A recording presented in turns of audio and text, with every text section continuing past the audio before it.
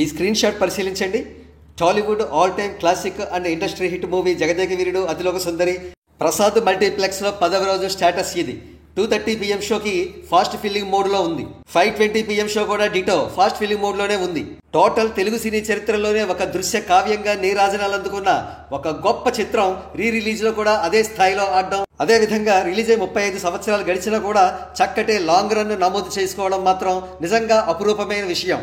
ఇక ఇప్పుడు young tiger NTR గారు హీరోగా నటించిన యమదొంగ చిత్రం 4K re release first day status చూడండి. ప్రసాద్ మల్టీప్లెక్స్లో నైట్ 10:30 PM షో స్టేటస్ ఈ విధంగా ఉంది. 3-4 టికెట్స్ తెగాయంతే.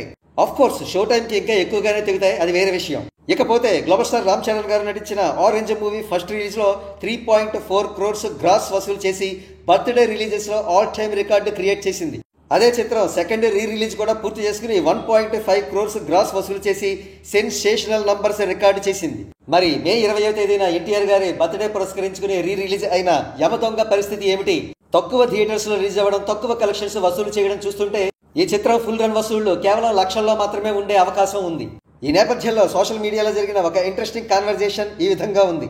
నా ఫ్రెండ్ జూనియర్ ఎన్టీఆర్ ఫ్యాన్ ఒక మాట అన్నాడు, రామ్ చరణ్, పవన్ కళ్యాణ్ వీళ్ళు ఫ్లాప్ సినిమాలు రీ రిలీజ్ చేసినా ఫుల్ అవుతున్నాయి, మాకు మాత్రం హిట్ యమదొంగ 4K వేసినా కూడా దేకడం లేదు.